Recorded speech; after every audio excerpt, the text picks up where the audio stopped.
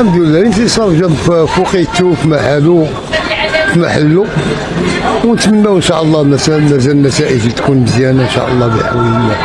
ها بالنسبه للوطنيه، هنا بالنسبه للوطنيه بالمعقول ما تتبانش، حيت الماتش ديال الفينال ما بين الرجاء وبركان والناس محسوبين على ناس اخرين دخلوا تيصفروا ويسبوا في الجمهور ديال الرجاء. ها الوطنيه ديال بانت لكم الوطنيه ديال المعقول، حنا تابعين سيدنا الله ينصرو فين ماشي عرفنا غادي نلعبوا على شي حاجه نيس اللي غنهزوا بها الدرابو ديال البلاد. تيوصينا تيقول لنا الله يرضي عليكم، تقول لنا نعم سيدي داكشي اللي بغيتي راه هو اللي كاين. المهم الحمد لله والشكر لله ملي تمنينا بالانتصار، واخا فرقه راه ما عندناش باقي ناقصين الحمد لله. ونتمنوا الخير ان شاء الله في القادم ان شاء الله بحول الله.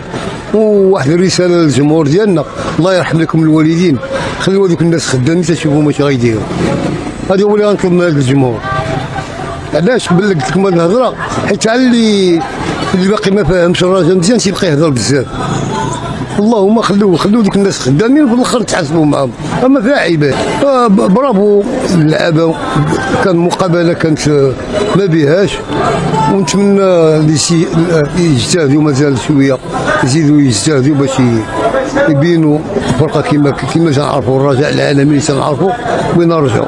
ونتمنى اذا ساعدهم الحظ هذا الكاس يجيبوه يهديو سيدنا الله ينصرو ان شاء الله بحول الله. الثالثه تكون ثابته ان شاء الله بحول الله. نتمنوا الخير ديما رجاء العالمي وعسي. طبعا هو الفرحه فرحتين بالنسبه للناس اللي تيقولوا نحن الوطنيه ديال الوطنيه في تبان الوطنيه. وانا تشكر اللعابه اللي تقاتلوا، وش نقول لك والله فرحونا. وهنا في تبان الوطنيه حاجه وحده، مبروك على الرجاويين، وديما رجاء. وهذا لعبوا كورتكم على بشويه، انا شفتكم لاعبين واحد النرفازه كبيره، ما فهمتش علاش هاد النرفاز لاعبين، وواحد التدخلات قويه. لعبوا بشويه، لعبوا بعقل، وسيروا بشويه ما تكونش عندكم واحد النرفازه. شوف حنا ما تجيش غنديو كاس ولا نجيبوا الكاس، غير فرجونا وعطيو اللي يعطيكم تبارك الله عليكم. ماشي انا قالوا نجيبوا الكاس، غير لعبوا، غير فرجوا دقه فكروا في ايام دقه والله يعاونكم. حنا ما ماشي باغي الكاس، ولكن غير فرجونا. والحمد لله تنشكركم على قبل هذا الماتش هذا، لان علاش هذا رساله لاصحاب الوطنيه تيقولوا. والسي الارناط حنا تابعينك واللي تبع الرجاء والجمهور راه تيحصل وديما رجاء. هذه هي الوطنيه. الرجاء معروفه، هادو هما الرجال، حتى الالقاب ديالها كتجيبوا خارج ارض الميدان. هذه هي الرجوله والروح القتاليه والوطنيه والدفاع عن الوطن وعن اعداء الوطن. دونك هاد الناس اللي كيشكوا في الوطنيه ديال الرجاء هو يجاوبوكم. الرجاء هي هذه، الرجاء هي المحافل، المواقف الصعبه، هذه هي الرجاء معروفه. وحنا موالفين هكا دائما الرجاء كتفرحنا. دونك اللعابه برافو عليكم، كنتو رجال، قاتلتوا، رجعتوا في الماتش، ضيعتوا فرص. سي الرئيس بودريقه، نحن في حاجه الى راس حربه صانع العاب. بعض الروتوشات خصنا باش